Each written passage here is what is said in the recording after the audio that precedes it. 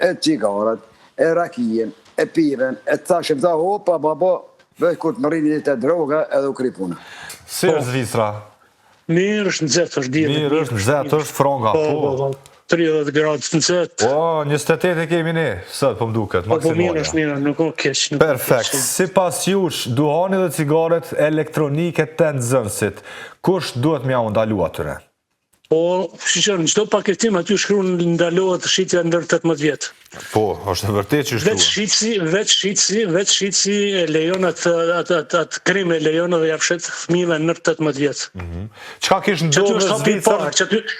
Çka ndodh në Zvicër nëse ja shet një fëmijë, një të mitur? Nuk ka mundësi me ble fëmijën në kiosk në Zvicër, nuk ka mundësi me ble fëmijën. Qofse shkon paraqitet në kiosk me ble një cigare elektronike, ja kërkojnë certifikat ID kartelën, domosdoshmë me thonë të njoftimin të na. Okej. Ashtu që nuk ka mundësi, domethënë hapi i parë fillon prej shitësit. Tani është policia do të me pas masa më të rreptë ndaj shitësit, ligji do të me dënu një herë dy një shitës, pastaj ata tjetër kishin me mush men. Jo valla, ju ftop se bëdoan që me 10 shtator, ishtë bëj 7 vjetë që i kom njën.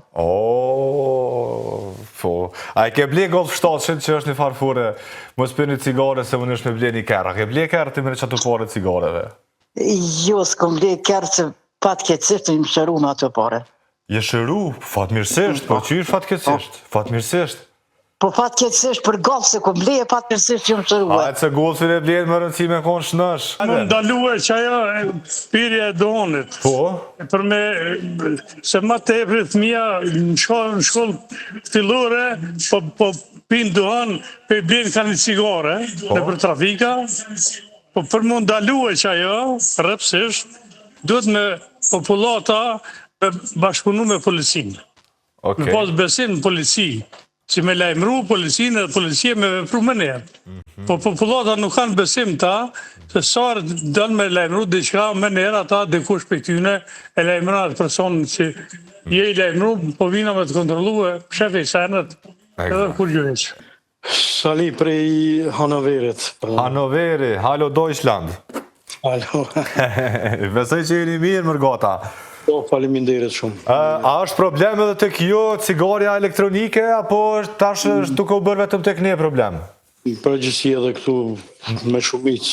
Përgjësi, edhe të rinjët, edhe në zënsit? Po këtu paka shumë, dhe më thonë, dyqanet kanë mas shumë të kontrola dhe nuk lejnë në moshën 18 vjeç. Nuk lejojnë? Po. Oke, tek ne besoj... Si tha parafolsi, ati edhe të na dhe ka i cigare për shesin ata për gjëja përfitimet vete, tani pasojat e fëmijëve për kanë edhe... Pikrisht. Për shëndetje edhe ty edhe këtë aty në trima vë gjafës. O, ku je trimi gjafës? Vallaj që... A Pepin tinza donin zonë sa të gjilonit? Që, kush Pepin se... Ja, si drejtohen... Si të qohën kom me rrot brave në derës, me qenë derën një njerë, higjim trafik me ble cigarë. Kush është faj? Ku e faje? Faja, mas pari është edukata bazë, temeli i këtë këtyne prindi. Edukata. Okej. Apo mërësh, e para. E dyta se pelezoj temën. Po. Kush do t'i ndaloj? Kush do t'i ndaloj përveç se prindi më sme. A në qofse prindi ja plotëson tjera kushte, edhe e ledha tonë, e rëvun, e mbron, apo mërëvesh, a i s'ka qare e cigaret, e rakijen, e piven, e thashim tha hopa, babo, veç kur të më rini të droga edhe u kri puna. Pa tjetër, falenderit, kushtrim, kësa ere do të thotë janë dy lloje jo nga Kosova që shemë mësu kove të fundit. Në fakt të dy llojet janë gjetë për herë të parë në Iran, po mandej edhe në disa vende tjera në lindjen e mesme, që është edhe të dyjat kanë emrat veçantë, sidomos i pari do të thotë e ka një emër shumë veçantë, po edhe i dyti njërin prej këtyne llojeve që është gjetë në Iran, në Azerbejxhan dhe Turqi, do të thonë në lindjen e mesme, po edhe një pjesë të Kaukazit. Mi qenë se është gjetë në një kohë kur ngjarja kryesore që ka asociuar me lindjen e mesme ka qenë Palestina, lufta në lindjen e mesme, gjenocidi ndaj palestinezëve. Këtë lloj ka vendosur me emërtu me këtë ngjarje përkatësisht me emrin e njënës prej vajzave viktimave të këtij gjenocidi që u shndru edhe si një farë ikone e këtij genocidi me emrin e Hind Rajab. Kështu që ky emër ka qenë ai emërtimi që ka lidh mas shumti me atë zonën ku është gjetë lloji. Po edhe emri i dytë, përkatësisht emërtimi i dytë i këtij njërit prej këtyre llojeve gjithashtu është i veçantë për mua, përkatësisht është emërtuar në bazë të bashkëshortes Fitesës, që definitivisht ka qenë njëna prej përkrahjeve të mia gjatë tonë këtyre viteve në hulumtimet e mia rreth insekteve gjithandej botës. Dedikime të veçanta të dyjat për gjinin femrore, padyshim edhe për vajzën 5 vjeçare palestinezën, por edhe për bashortin e juaj, si normalisht për juve është një kënaqësi, por e di që familjarët ndoshta të 5 vjeçares nuk e dini se ke arrit me kontaktua apo diçka tillë, por se ishte qëndrimi, se ishte gëzimi i bashortës në këtë rast, që diçka është emërtuar, shkaku i saj, shkaku i, le të themi, përkrajes non-stop që keni pas.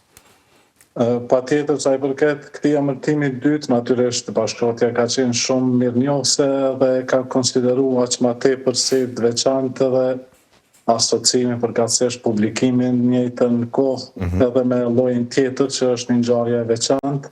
Definitivisht ky emërtim i dytë ka qenë i merituar për arsye se bashkëshortja ka qenë që është edhe më herët njëra prej përkrahjeve të mia gjatë tonë këtyre viteve, përkatësisht dekadave që po bëhen në hulumtimet e mia. Sa i përket emërtimit të parë, punimi sapo është publikuar në fakt javën e kaluar, nuk e dim nëse lajmi ka rrit tek familjarët e vajzës në emrin e së cilës është emërtuar ky lloj, po besoj që është një farë përkujtimi ashtu i përjetshëm për një ngjarje tragjike dhe jo mundu që në një farë mënyre edhe nëpërmjet këtyre zbulimeve të mia me bë të përhershëm, të pavdekshëm edhe kujtimin për edhe për atë vajzë, por edhe për krejt në fakt fëmijët edhe viktimat e këtij genocidi që faktikisht akoma dhe është duke ndodhur. Po. Prof, çfarë roli kanë këto insekte në, le të themi, në jetën tonë, në lument apo në... Po, pikës pari do të thotë krejt ky grupi insekteve me cilën merrem unë ka një rol shumë të veçantë sepse i mbajnë të pastër lumejt, e mbajnë atë shëndetin e lumejve që mandej reflekton edhe në shëndetin e vetë neve njerëzve, cilët jetojnë përreth këtyre lumejve, cilët domethënë i përdorim edhe këta lumej për ujë të pijes, për ujitje etj, që domethënë që këto insekte e ka një rol thelbësor në një mjedis të shëndetshëm. Tjetra që i bën veçantë këto lloje është që janë lloje endemike, do të thonë lloje shumë të rralla, kanë vlera të mëdha për biodiversitetin, për arsye se reflektojnë në fakt një gjendje e cila është duke u përkeqësuar pikpamje të biodiversitetit edhe me gjatë disa prej këtyre llojeve po i gjejmë për herë të fundit para se të zhduken, e në anën tjetër humbjet, nëse humbjet edhe financiare në fakt nga humbja e këtyre llojeve definitivisht janë shumë të mëdha dhe tek më të mëdha do të jenë edhe në periudhat në vijim, në dekadat, vitet në vijim nga zhdukja e tyre. Do të thotë ju personalisht keni qenë në kahlindja e mesme në Iran, e keni kryer këto hulumtime apo jo? Patjetër, do me thonë që të dy llojet janë mbledh në vitin 2022 për herë të parë. Pastaj hulumtimet kanë vazhduar edhe në disa prej viteve pasuese. Në fakt, viteve të fundit krejt ajo zona e lindjes mesme përfshi Iranin, Irakun, edhe Turqi dhe Kaukazin ka qenë objekti hulumtimeve të mia, kështu që po janë mbledh direkt në Iran, pastaj qyshe përmenda edhe në Turqi dhe Azerbajxhan. Diçka është një karakteristikë, po më duket këtu me sa kuptova dhe përmes postimeve të juaja që edhe larvat e tyre kanë një farë, le të themi kështu, një farë roli, apo jo? Patjetër, larva do të thotë janë një hallkë shumë e rëndësishme në zinxhirët ushqimor.